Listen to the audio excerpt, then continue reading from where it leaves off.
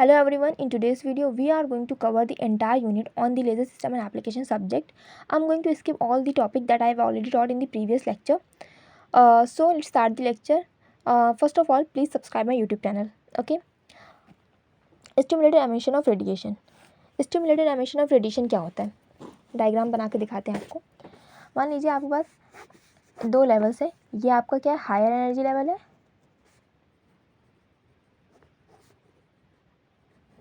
और ये आपका क्या है? Lower energy level.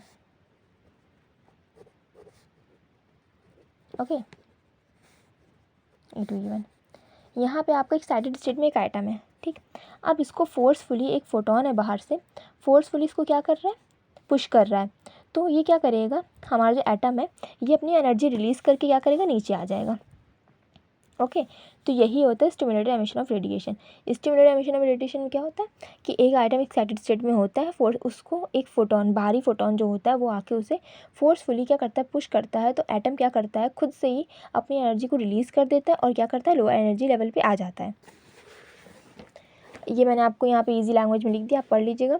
अब आते हैं probable energy for absorption of radiation. ये आपको पेपर में पूछा जाता है तो आप ये सब पूरा लिख के आएंगे. ये भी इजी लिखा है मैंने. Probable energy for absorption of radiation is directly proportional to extra amount of energy given to atom. P12 is directly proportional to U of V. P12 equals to, जब प्रोपोर्शनैलिटी हटाएंगे तो हमारा क्या आ जाएगा? कॉन्स्टेंट आ जाएगा. B12 U of V. B12 आपका क्या है? आइंस्टाइन कॉन्स्टेंट है और P12 क्या आपका प्रोबेबल एनर्जी है. U ऑफ V आप गया एक्स्ट्रा अमाउंट ऑफ एनर्जी है. आते हैं हम अपने सेकेंड पे. Probable energy for emission of radiation. ये आपके दो तरीके के होते हैं. एक आपका होता है स्पॉन्टेनियस एमिशन ऑफ रेडिएशन और एक आपका कैसा होता है? Stimulated emission of radiation. यहाँ पर it is directly proportional to unit amount of energy P-21. Okay. Unit यानी कि 1. तो P21 जो है हमारा डायरेक्टली प्रोपोर्शनल किसके होगा? 1 के होगा. जैसे प्रोपोर्शनलिटी का साइन हटेगा वैसे क्या आ जाएगा? कॉन्स्टेंट आ जाएगा. कॉन्स्टेंट हमारा क्या है? A21. अब यहाँ पे आते हैं इस पे. It is directly proportional to extra amount of energy. Extra amount of energy तो यानी कि U ऑफ V के डायरेक्टली प्रोपोर्शनल हो जाएगा ये. अब प्रोपोर्शनलिटी हटेगी तो क्या लग जाएगा? हमारा एक कॉन्स्टेंट आ जाएगा. ये दोनों भी आपके क्या है? आइंस्टाइन कॉन्स्टेंट है. अब so total probable energy for emission of radiation क्या होती है आपकी? P12 इक्वल्स हो जाएगा P21 dash plus P21 double dash. तो यहाँ पे इसकी जगह पे हम वैल्यूज़ पुट कर देंगे. इसकी यहाँ पे आ जाएगा A21, इसकी जगह पे आ जाएगा हमारा B21 U ऑफ V. तो ये इसके इक्वल हो गया. सॉरी, यहाँ पे आपका P21 ही रहेगा, मैंने बाय मिस्टेक P12 लिख दिया. ठीक. आपका ये आ जाएगा. फिर number of atom in any energy level can be given by.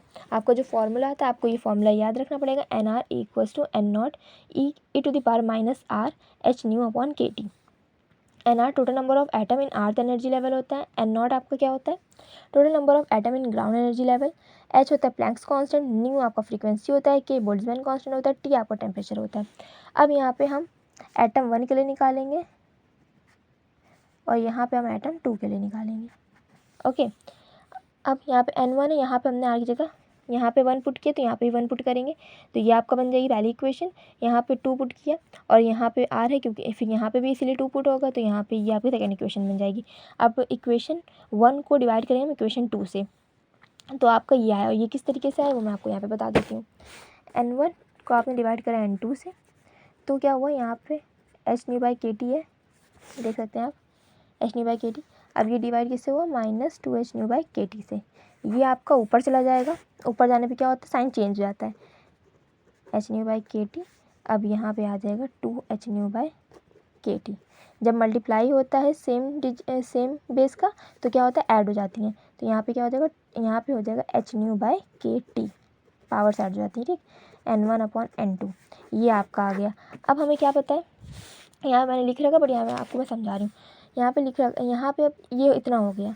अब आपको कुछ चीज़ें याद करनी होंगी क्योंकि ये लिख के आपको लिखना है e to the power x is greater than 1. ये आपको इतना सा याद रखना पड़ेगा. अब क्या करेंगे? इसके जगह पे हम ये पुट कर देंगे H nu upon KT is greater than 1. अब ये किसके इक्वल है? हमारे इसके इक्वल है तो हम यहाँ पे लिख देंगे N1 upon N2 is greater than 1. अब क्या होगा? N1 is greater then N2. ठीक. ये आ गया आपका. अब यहाँ पे देखिए क्या लिखा है. So it is clear that number of atom in lower energy level is more than number of atom in higher energy level. ठीक. ये जिस तरीके से यहाँ पे लिखा हुआ है उसको एक्सप्लेन किया गया है। But which can be inverted by using pumping system. Pumping system का हम यूज़ करके क्या करते हैं, इसको इन्वर्ट कर देते हैं और फिर वो क्या कहलाता है, जब इन्वर्ट हो जाएगा हमारा तो क्या कहलाएगा वो, कॉल्ड पॉपुलेशन इन्वर्जन।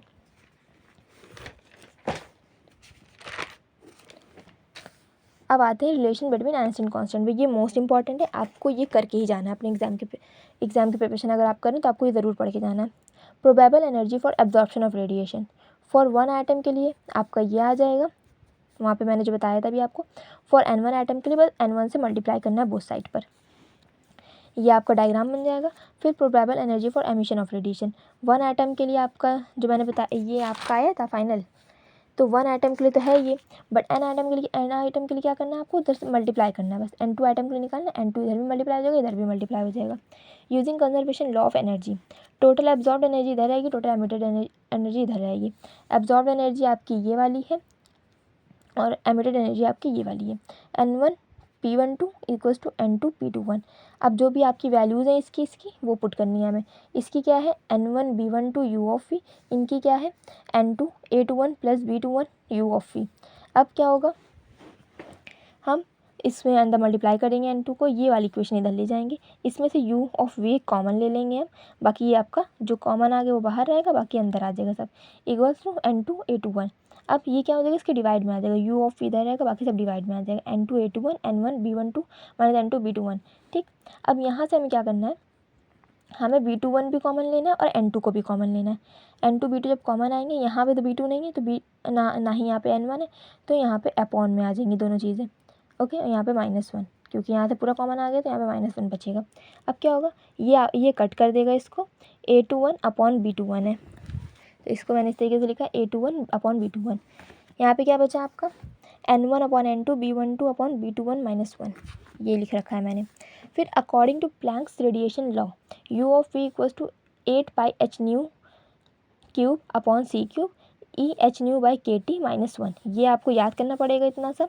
फिर यहाँ पे क्या है n1 upon n2 equals to E H nu by के टी, ये अभी हमने यहाँ पे प्रूफ किया है ये चीज़, तो ये भी आपको याद रखना पड़ेगा।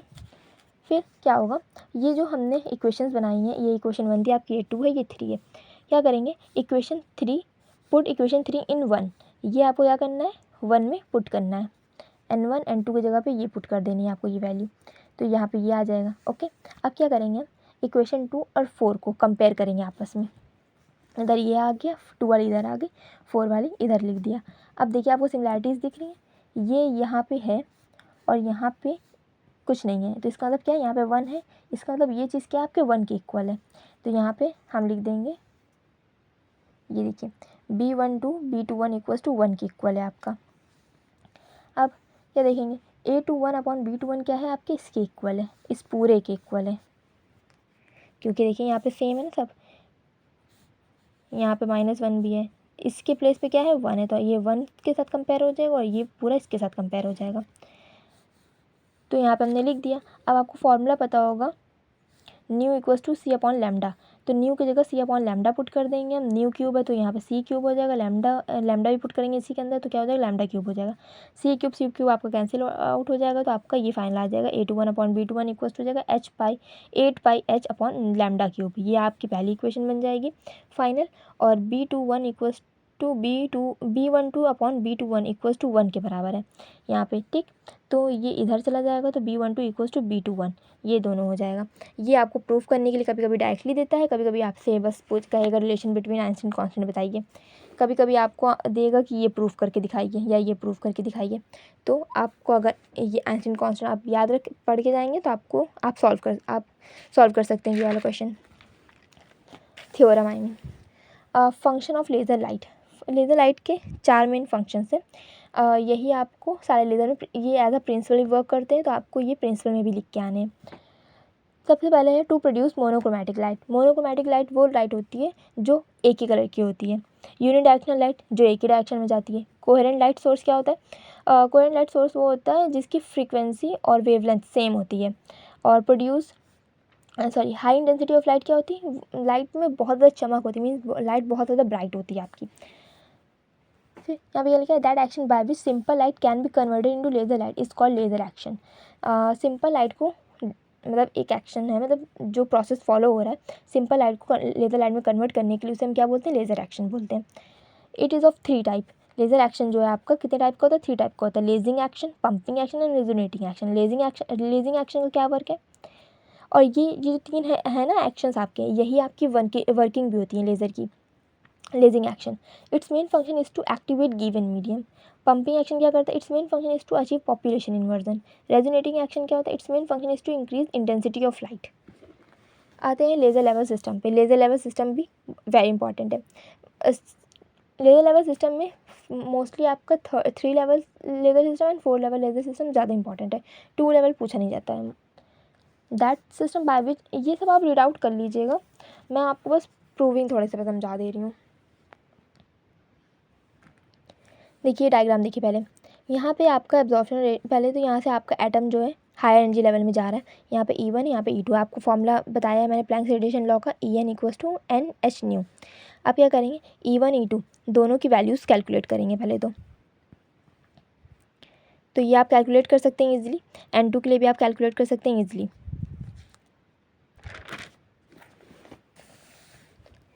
फिर रेडिएशन के लिए आप क्या करेंगे, डेल्टा AE = E2 - E1, जो वैल्यूज़ आपकी यहाँ पे आएंगे आप दोनों को पुट करेंगे, यहाँ पे जो कुछ चीज़ें कॉमन है वो कॉमन ले लेंगे, बाकी अंदर माइनस प्लस करेंगे, आपका ये आ जाएगा। फिर two level laser system is not use for population inversion, in this case simple light can't be converted into laser light.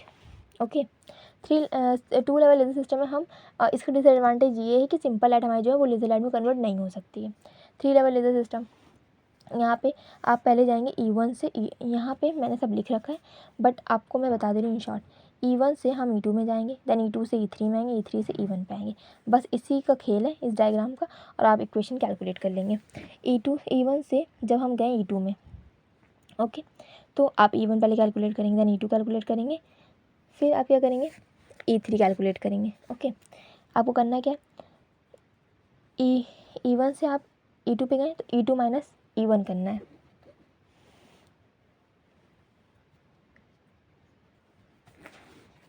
जो कि आप यहाँ पे कर ही चुके हैं, E2 - E1, तो जो यहाँ पे आपका आया है आंसर आप डायरेक्टली यहाँ पे लिख सकते हैं।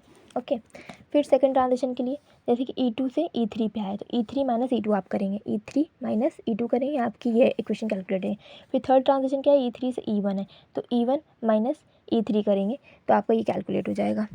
ओके, E1 - E3 करेंगे, यहाँ पे मैंने गलती से E3 - E1 कर दिया, आप इसको करेक्ट कर लीजिएगा, यहाँ पे E1 - E3 होगा। ओके, अब 4 लेवल लेज़र सिस्टम के लिए देख लेते हैं। इसके लिए भी आपकी 4 लेयर्स बनेंगी। पहले तो जैसे कि समझ में आ रहा है नेम से, तो E1 से E4 पे जाएगा, फिर E4 से E3 पे आएगा, E3 से E2 पे आएगा, E2 से E1 पे आएगा, राइट। आप यहाँ पे E1 लिख सकते हैं, यहाँ पे E2, यहाँ पे E3, यहाँ पे E4, ऐसे भी कर सकते हैं। लेवल से मतलब नहीं, आप बस करेक्ट करें। फर्स्ट ट्रांजिशन के लिए आपको क्या करना होगा, E1 to E4 call absorption of radiation.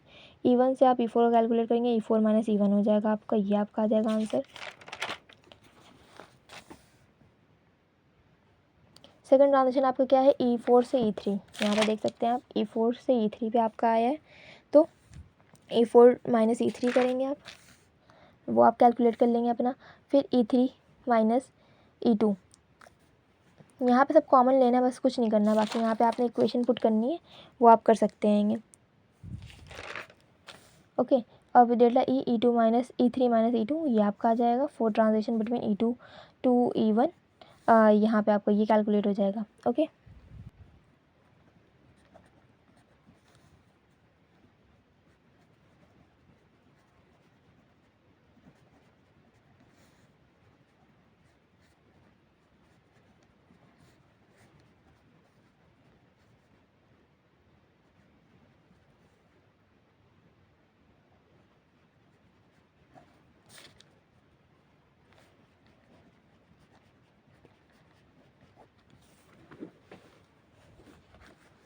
और ये आपका सिंपल लाइट को लेज़र लाइट में कन्वर्ट कर सकता है। कॉम्पटेंट इफेक्ट पे आ जाते हैं। कॉम्पटेंट इफेक्ट मैंने बहुत इजी डेफिनेशन आपकी यहाँ पे लिखी, ये डायग्राम आप बना दीजिएगा। अब इन डायग्राम्स को अलग अलग बनाइएगा, पहले आप अनमॉडिफाइड रेडिएशन के लिए बना दीजिएगा, फिर आप मॉडिफाइड रेडिएशन के लिए बना दीजिएगा, इससे आपका पेज भरेगा। क्योंकि एक एक पेजेस पे मार्क्स देता है। Wavelength of incident light is equal और less than wavelength of scattered light, such effect is called Compton effect. Difference between wavelength of scattered light and wavelength of incident light is called Compton shift. ये देखिए difference between scattered light and difference between incident light, इसको क्या बोलते हैं हम, Compton shift बोलते हैं। ये आपका डायग्राम है, इस डायग्राम को भी आप बड़ा बड़ा बनाइएगा। फिर यहाँ पे भी कंजर्वेशन लॉ ऑफ एनर्जी लिखते हैं, using conservation law of energy, total energy before collision, total energy after collision. यहाँ पे आपको कोलिजन के पहले क्या क्या एनर्जी रही, कोलिजन के बाद क्या क्या एनर्जी रही, वो आपको इक्वल में रखनी है। यहाँ पे देख लेते हैं, यहाँ पे कोलिजन के पहले H new plus am not, यहाँ पे एम नॉट मैंने कहीं लिखा नहीं है, एम नॉट सी स्क्वायर यहाँ पे रहेगा, यहाँ पे शायद ओके। फिर यहाँ पे आफ्टर कोलिजन क्या हो जाएगा, एच न्यू नॉट हो जाएगा आपका और प्लस एम सी स्क्वायर हो जाएगा। ओके, अब इन सब की जगह क्या करना है आपको एम सी स्क्वायर इधर रखना है और बाकी सब इधर लेके आ जाना है। फिर स्क्वायर करना है इन दोनों को, स्क्वायरिंग बोथ साइड। फिर यहाँ पे स्क्वायरिंग जब हो जाएगी तो ये एम स्क्वायर सी के पावर 4 बन जाएगा, इक्वल्स टू जब इस पर स्क्वायरिंग लगेगी और इस पर अलग से स्क्वायर लगेगा तब क्या होगा देखते हैं। ये अलग से आपका ओपन हो जाएगा क्योंकि इस पे पूरे पे ऐसे इस तरीके से स्क्वायर लगेगा ओके, और इस पे यहाँ पे लगेगा। तो इस पूरे पे लगा है तो क्या होगा, अब इस पहला इसका स्क्वायर प्लस एम नॉट का स्क्वायर सी की power 4 plus 2a square plus B square plus 2ab okay, 2m naught C square H nu minus H nu naught okay, इतना हो गया। अब इसका अलग से ओपन होगा, ये आपको इधर जैसे वैसे ही रहेगा, यहाँ पे होगा H square nu square plus H square nu naught का न्यू डैश का square minus a square plus B square minus 2ab होता है तो 2h square nu dash plus M naught square सी स्क्वायर सी की पावर 4 जो आपको यहाँ से मिला है, फिर plus 2m naught C square अंदर मल्टीप्लाई हो रहा है एच न्यू माइनस फिर 2m naught C square H nu dash. ये आपकी पहली इक्वेशन बन गई। अब क्या करना है, using conservation law of momentum along X axis H nu upon C plus 0, ये आपका मोमेंटम है इसका, ये H nu upon C, momentum of electron आपको क्या होता है 0 होता है initially, equals to H nu C upon cos phi. किस तरीके से आया आपका, ये आफ्टर कोलिजन मोमेंटम था, H nu dash upon C, ये इस तरफ जा रहा है तो आपने पढ़ा होगा, तो इस तरफ आपको क्या हो जाएगा H nu dash C upon सी कॉस फाई, ये लिख देंगे प्लस करके। यहाँ पे आपका एक और मोमेंटम है, वो आपका ये मोमेंटम इलेक्ट्रॉन का आफ्टर कोलिजन, तो एम वी है, तो इधर आपका हो जाएगा इस तरीके से, तो ये क्या बन जाएगा H nu M V cos theta बन जाएगा, बिकॉज यहाँ पे आपका एंगल क्या है थीटा है, तो वही यहाँ पे लिखा गया है। फिर क्या होगा, ये आपका इस साइड पे आ जाएगा, ये सब आपका इस साइड पे आ जाएगा, एच न्यू अपॉन सी minus H nu dash upon सी कॉस फाई, इसको कॉमन ले लेंगे अपॉन सी को, सी इधर भेज देंगे, M v C cos theta equals to H nu minus H nu dash cos phi, ये आपकी क्या बन जाएगी इक्वेशन 2 बन जाएगी। अलॉन्ग वाई एक्सिस देख लेते हैं, वाई एक्सिस पे क्या क्या है, वाई एक्सिस आपकी ये है, तो यहाँ पे मैंने पहले से ले रखा है एम, ये आपका एच न्यू, देखिए बिफोर कोलिजन तो कुछ नहीं है, तो बिफोर कोलिजन यहाँ पे क्या होगा, ये जो ये वाला है एच न्यू अपॉन सी था साइन फाई, ये आपका इस साइड पे आ जाएगा आफ्टर कोलिजन में, ये देखिए आफ्टर कोलिजन का, और ये इस साइड पे आ जाएगा आपका M we sine theta, sorry before collision आपका यहाँ पे सब 0 रहेगा, इक्वल्स में आपका क्या रहेगा, ये आपका नीचे है तो यहाँ आपका नेगेटिव में रहेगा, ये आपका पॉजिटिव में रहेगा, तो यहाँ पे इस तरीके से रहेगा h nu dash sine phi upon c रहेगा minus m we sine theta रहेगा, ये इस तरफ चले गया है, तो m we sine theta equals to H nu dash sine phi upon c हो जाएगा, m v c sine theta equals to H nu dash sine phi हो जाएगा, ये सी आपको इधर आ गया, ये आपकी इक्वेशन 3 बन जाएगी। अब क्या करना है, इक्वेशन 2 एंड 3 को क्या करना है ऐड करना है, पहले ऐड करेंगे फिर इसको स्क्वायर कर देंगे हम, तो यहाँ पे मैंने स्क्वायरिंग और एडिंग एक साथ करी, आप चाहे तो अलग अलग भी कर सकते हैं। स्क्वायरिंग करने के बाद अब क्या करेंगे, इसको ओपन करेंगे, सब आपको बहुत आराम से यहाँ पे करना है क्योंकि यहीं पे मिस्टेक होती है, क्योंकि बहुत ज़्यादा इक्वेशंस रहती हैं तो मिस्टेक हो जाती है। तो यहाँ पे क्या करा है मैंने, इस साइड को पहले मैंने ओपन करना है। पहले तो मैंने स्क्वायरिंग कर ली मैंने, तो ये क्या हो जाएगा एम स्क्वायर वी स्क्वायर सी स्क्वायर कॉस स्क्वायर थीटा हो जाएगा। ये हो जाएगा एम स्क्वायर वी स्क्वायर सी स्क्वायर साइन स्क्वायर थीटा हो जाएगा। तो यहाँ पे ये दोनों हम क्या करेंगे, कॉमन ले लेंगे, बाहर आ जाएगा c cos square theta plus sine square theta आपका क्या होता है 1 होता है। तो यहाँ पे ये इसको बिल्कुल मैंने सॉल्व कर लिया इस साइड को। अब आते हैं राइट हैंड साइड पे। राइट हैंड साइड पे आपको क्या है H nu minus H nu dash cos phi, इसकी पूरी की स्क्वायरिंग, और ये क्या है आपका H nu dash sine phi, इसका स्क्वायर। तो ये आपका ये ओपन होगा H square nu square plus H square nu dash के स्क्वायर कॉस के square phi minus 2h nu square 2h square nu nu dash cos phi plus, अब इसको ओपन करेंगे एच स्क्वायर न्यू डैश के square हो जाएगा sign square phi हो जाएगा। ओके, अब क्या करना है, यहाँ पे आपको कॉमन ले लेना है, जो आपका कटेगा वो उसको काट देंगे, जो नहीं कटेगा उसको रहने देंगे, कॉमन ले लेंगे। देख सकते हैं आप यहाँ पे ये h square nu dash square और h square nu dash square ये आपका कॉमन आ सकता है, कॉमन आ गया। Cos square phi sine square phi क्या होगा ऐड करके 1 हो जाएगा। तो ये मैंने इसको सिंप्लीफाई करके लिख दिया यहाँ पे, और ये बचा आपका minus 2h square nu nu dash cos phi. अब क्या होगा, ये बन जाएगी आपकी इक्वेशन 4। फिर यहाँ पे क्या करेंगे, सब्ट्रैक्ट करेंगे इक्वेशन 4 को इक्वेशन 1 से। इक्वेशन 1 आपकी क्या है, ये है आपकी इक्वेशन 1। तो यहाँ पे सब्ट्रैक्ट होगा आपका M square C square equation 4 from 1। तो 1 आपका पहले रहेगा, 4 वाली बाद में रहेगी। तो यहाँ पे 1 वाला मैंने लिखा है एम स्क्वायर सी स्क्वायर, यहाँ पे लिखा, बाद में लिखा है एम स्क्वायर वी स्क्वायर सी स्क्वायर। ओके, फिर पहले ये सब लिखना है, देन आपको बाद में ये लिखना है। अब जो कटेगा उसे काट देंगे और कॉमन ले लेंगे। इसमें से क्या करेंगे हम, एम स्क्वायर सी स्क्वायर कॉमन ले लेंगे, तो क्या बचेगा अंदर सी स्क्वायर माइनस वी स्क्वायर बचेगा। और इधर क्या होगा आपका, इधर भी आपका वो जो कॉमन आएगा आप ले लीजिएगा कॉमन। फिर यहाँ पे आते हैं मेन बात पे। यहाँ पे आप ये आपकी सिंप्लीफाइड इक्वेशन है। अब क्या होगा यहाँ पर एम स्क्वायर सी स्क्वायर क्या होता है एम नॉट सी स्क्वायर के इक्वल होता है। तो हम यहाँ पे पुट कर सकते हैं ये चीज़ इसकी जगह पे इसकी जगह पे हम ये पुट कर सकते हैं एम नॉट स्क्वायर सी की पावर 4। ओके गाइज़, यहाँ पे मेरे से थोड़ी सी कैलकुलेशन में मिस्टेक हो गई है, तो आप इसको सही कर लीजिएगा। अगर आपसे ना हो तो आप मुझे कमेंट करके बता सकते हैं। तो बेसिकली यहाँ पे लास्ट में आपका M naught square C to the power 4 आ जाएगा। फिर यहाँ से ये कैंसिल आउट हो जाएगा आपस में। फिर आप क्या करेंगे, इस साइड पे 0 आ जाएगा। देन आप ये सारे सॉल्व करेंगे। इसको सॉल्व करने के लिए सबसे पहले तो यहाँ से इसे कॉमन लेंगे 2h न्यू पहले तो 2h स्क्वायर न्यू डैश है, तो यहाँ से मैंने माइनस कॉमन लिया 1 माइनस कॉस 5 बन गया। पहले तो यहाँ पे कॉस 5 माइनस 1 था, यहाँ से माइनस कॉमन लिया तो इस तरीके से बन गया। प्लस ये कैंसिल आउट हो जाएगा, आपको यह बचेगा 2 M naught C square H V nu minus nu dash. अब क्या करेंगे, इसको हम ले जाएंगे इस साइड पे इक्वल्स टू दिस, इस साइड पे ये रहेगा, इधर ये रहेगा। अब क्या होगा, यहाँ से ये कैंसिल आउट हो जाएगा, 2 से 2 कैंसिल आउट हो जाएगा।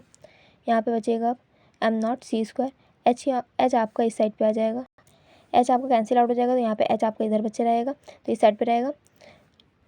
अब क्या करना है, आपको सारे न्यू जितने भी न्यू हैं आपको सबको एक साइड पे लेकर आना है, बाकी सबको एक साइड पे लेके आना है। यहाँ पे न्यू माइनस न्यू डैश है और न्यू डैश है, तो इसको इसके अपॉन में ले आएंगे, बाकी सब इधर ले आएंगे। तो मैंने इस साइड पे लिख रखा है H upon M naught C square 1 minus cos 5, ये एक साइड पे आ गया आपका। ये nu minus nu dash upon nu dash, ये हो गया। फिर यहाँ से आपको क्या करना है, आपको ये अलग अलग सेपरेट करके लिखना है। न्यू अपॉन न्यू डैश करेंगे तो न्यू से न्यू कैंसिल हो जाएगा, 1 अपॉन न्यू डैश बचेगा माइनस यहाँ पे बचेगा 1 अपॉन न्यू। ये इसको आप किसके इक्वल लिख सकते हैं, न्यू अपॉन सी अपॉन लैम्डा होता है, तो ये क्या बन जाएगा आपका इन्वर्ट हो जाएगा, तो लैम्डा अपॉन सी बन जाएगा, लैम्डा डैश अपॉन सी हो जाएगा, यहाँ पे लैम्डा अपॉन सी हो जाएगा। एलसीएम ले लेंगे तो यहाँ पे सी आ जाएगा, सी से सी कैंसिल आउट हो जाएगा, तो यहाँ पे एच अपॉन एम नॉट सी बचेगा 1 minus cos 5 lambda dash minus lambda. ये आपका क्या होता है, कॉम्पोनेंट शिफ्ट होती है, इसको डेल्टा लैम्डा से हम रिप्रेजेंट करते हैं। तो यहाँ पे आपका ये यहाँ पे भी आप सॉल्व कर सकते हैं। अगर आपको प्रूविंग में इतना करने को बोला तो आप इतना कर सकते हैं। बाकी आप अगर आपको वैल्यूज़ रख के पुट करने को आपको ये आंसर बोला निकालने को तो आप ऐसे भी कर सकते हैं। आप यहाँ पे एच की वैल्यू पुट कर सकते हैं, एम नॉट की पुट कर सकते हैं और सी की पुट कर सकते हैं। सब की वैल्यू पुट करके आपको फाइनल आंसर निकालना है। ओके, अब आगे देखते हैं पल्स लेज़र। जैसे कि मैंने आपको बहुत सारे लेज़र बताए हैं, सब में मैंने आपको बताया कि वो प्रिंसिपल आपके सेम रहेंगे।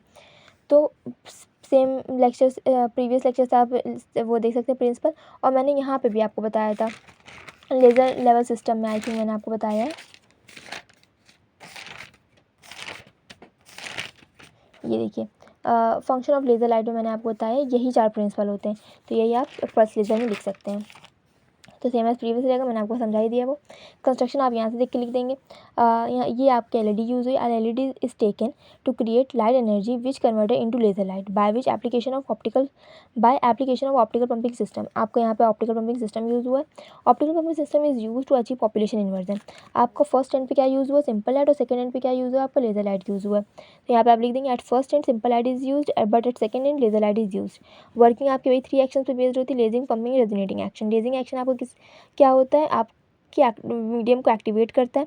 When light incident on metallic surface then its particular frequency of light energy will be generated for short time interval. Pumping action क्या करता है, its main function is to achieve population inversion. When frequency of light is more than threshold frequency of metallic surface, then photoelectron are emitted, causes population inversion. N2 is greater than N1. Resonating action आपका its main function is to increase intensity of light. If nu less than nu naught, then h nu आप multiply कर दीजिए both side पे h का, h new less than h new not. h new आपको क्या होता है, e होता है, और h न्यू नॉट क्या होता है, आपका w होता है। तो ये आपका इतना प्रूव हो जाएगा। फिर क्या लिखेंगे आप, इन this condition number of emission of photo electron from if new is greater than nu not.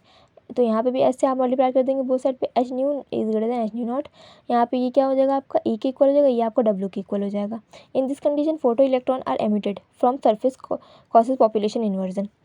फिर so for short time interval nu is greater than nu naught due to population inversion energy and intensity increases from its initial value, so simple light is converted into laser light.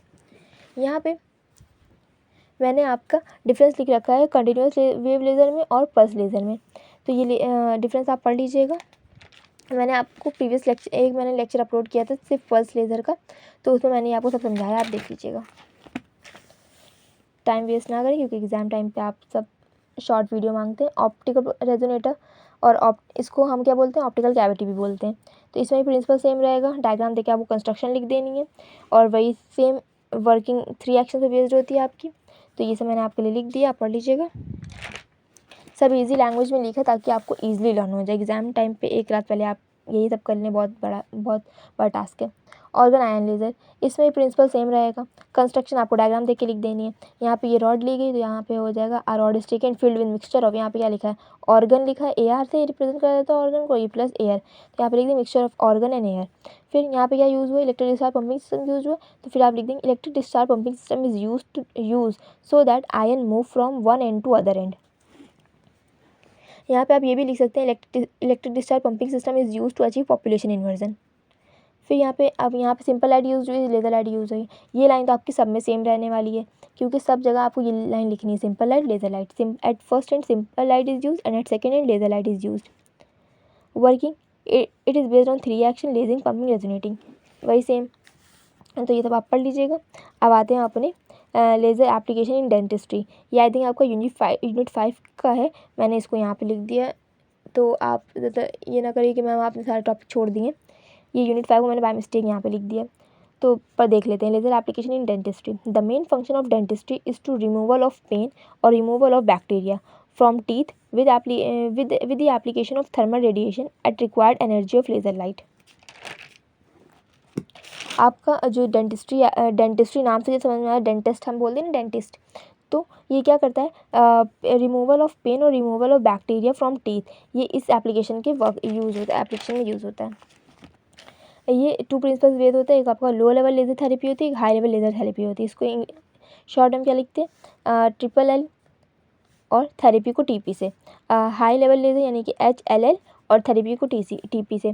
यहाँ पे आप लिख देंगे generated amount of energy by pain removal in teeth is approximately 2 joule per centimetre square. Required temperature of LLL TP can be calculated by Stefan's law. Stefan's law आपका E = sigma T⁴ होता है। अब यहाँ पे 2 joule per centimetre square 2 × 10⁴। Sigma की आपकी value क्या होती है, 5.67 × 10⁻8 × T⁴। यहाँ पे आपको टेम्परेचर कैलकुलेट करना है, तो ये आप कैलकुलेटर आपका अलाउ होता है, तो आप कैलकुलेटर से ये कैलकुलेट कर लेंगे। फिर हाई लेवल के लिए आपका क्या होता है, 16 जूल होता है, तो यहाँ पे आप स्टीफेंस लॉ से आपको इसको भी कैलकुलेट कर सकते हैं कैलकुलेटर से। फिर आता है longitudinal coherence length. Longitudinal coherence length equals to होता है delta L/L, where L is the initial और डेल्टा एल क्या हो जाएगा आपको, चेंज इन लेंथ हो जाएगा L2 माइनस L1। L2 की जगह हम क्या लिख सकते हैं, L plus delta L minus L, तो एल से एल कैंसिल आउट हो जाएगा, ये इक्वल हो जाएगा delta L equals to delta L. Delta L आपका क्या है, चेंज इन लेंथ है, और L1 क्या है आपका, इक्वल्स टू L2 है initial length. L2 equals to हो जाएगा L plus delta L equals to final length हो जाएगा ये आपका। फिर ratio between change in length with initial length is called longitudinal coherence length when light propagated along lengthwise direction. Distance equals to speed into time.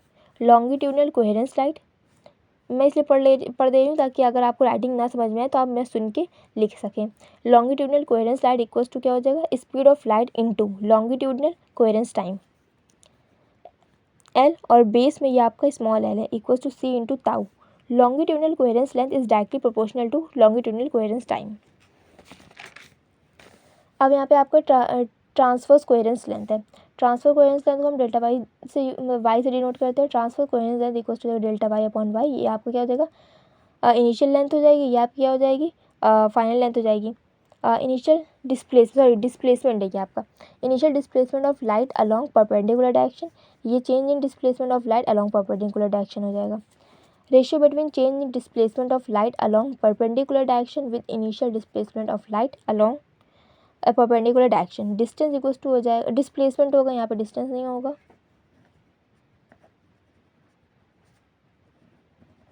Displacement equals to हो जाएगा speed into time. Perpendicular coherence light equals to हो जाएगा speed of light into perpendicular coherence time. Delta y equals to हो जाएगा c into tau. Perpendicular coherence is directly proportional to perpendicular coherence time. जो यहाँ पे मैंने लिख रखा है उसी को यहाँ पे लैंग्वेज में लिख दिया है। टेम्पोरल कोहेरेंस आपको क्या होता है, एनर्जी ऑफ इंसिडेंट फोटोन, और क्या होता है, energy of scattered photon. So change in energy, यहाँ ये बस आपको इतना लिखना है, बाकी तो सब यहाँ पे सॉल्व करना है। Delta e equals to e minus e dash, e की जगह क्या लिख सकते हैं, एच न्यू, ई डैश की जगह क्या लिख सकते हैं, एच न्यू डैश लिख सकते हैं। अब न्यू क्या होता है, सी अपॉन लैम्डा होता है, तो पुट कर देंगे H C upon lambda, nu dash की जगह सी अपॉन लैम्डा डैश हो जाएगा। अब यहाँ से एच सी कॉमन आ जाएगा, और 1 upon lambda minus 1 upon lambda dash, इसमें एलसीएम ले लेंगे, तो एलसीएम लैम्डा डैश हो जाएगा, यहाँ पे लैम्डा डैश आ जाएगा, माइनस लैम्डा हो जाएगा। ये आपका क्या है, चेंज इन लेंथ या क्वांटम शिफ्ट बोल सकते हैं इसको। तो यहाँ पे डेल्टा लैम्डा लिख देते हैं और लैम्डा डैश लिख देते हैं। ओके, फिर यहाँ पे क्या करना है, डेल्टा ई आपका क्या है, डेल्टा ई आपका एच सी अपॉन लैम्डा, यहाँ से लैम्डा कैंसिल आउट हो जाएगा, एच सी से एच सी कैंसिल आउट हो जाएगा। फिर आपको बस बचेगा यहाँ पे 1 equals to delta lambda upon lambda dash. यहाँ पे मल्टीप्लाई करेंगे हम दोनों साइड पे, आपको लैम्डा डैश इस साइड पे आ जाएगा। अब क्या करेंगे, अपॉन हम मल्टीप्लाई करेंगे अपॉन में लैम्डा से इस साइड पे भी, लैम्डा से इस साइड पे भी, तो ये क्या बन जाएगा आपका, ratio between change in wavelength with initial wavelength for any laser light is called temporal coherence. अगर आपको नोट्स चाहिए तो आप कमेंट सेक्शन में कमेंट कर दीजिएगा नोट्स लिखकर, तो मैं आपको प्रोवाइड कर दूँगी notes. Special coherence, such type of coherence in which has difference between two or more than two wave is always zero. It means lie in same direction. It is called spatial coherence. y1 equals to the a sin omega t, y2 equals to the b sin omega t, phi1 equals to omega t, phi2 equals to omega t। तो यहाँ पे हम put कर देंगे delta phi equals to phi2 minus phi1 omega T minus omega T equals to 0 हो जाएगा। In such type coherence, linear frequency and angular frequency both are same. Omega equals to 2 pi n, ये आपका proportionality इसकी हो जाएगी, omega is directly proportional to n. In such type coherence, energy emitted by wave, so wave also will be same. E equals to nh nu, ये भी आपकी directly proportional रहेगी. At the same distance, intensity of both wave also will be same, ये आपका रहेगा same. अब यहाँ पे आते हैं difference between temporal and special coherence. Difference आप छोटा भी लिख सकते हैं, बट मैंने इस वजह से इस तरीके से डिफरेंस बताया है ताकि अगर आपको टेम्पोरल कोहेरेंस की स्पेशली ये चीज़ प्रूव करने को आए तो आप प्रूव भी कर सकते हैं। तो ये पूरी प्रूविंग है, आप इसको देख लीजिएगा। स्पेशल के लिए केवल ये 2 पॉइंट्स लिखे गए हैं, बाकी जितना भी है ये सब किसके लिए है हमारा, ये हमारा टेम्पोरल कोहेरेंस के लिए। अब आते हैं loop gain in laser. That physical property in laser by which we calculate output power is called loop gain in laser. Output power आपकी पहले हम इसको कैलकुलेट करेंगे आउटपुट पावर को। I intensity equals to e upon a t होता है, तो हम क्या करेंगे, इंटेंसिटी हमारा पावर इक्वल अपॉन ए भी होता है, पी हमारा इस ए इधर आ जाएगा, हमारा p equals to I into a हो जाएगा। आई ए की जगह हम क्या लिख सकते हैं, एरिया लिख सकते हैं सर्कल का 4πr², p equals to I into 4πr² हो जाएगा। फिर output power depends on 2 parameter. When intensity of laser light is more then its output power is more means is out देखो output power depends on 2 parameter. When intensity of laser light is more then its output power is more means intensity is directly proportional to output. When distance increases then output power is also increases means output power is directly proportional to distance.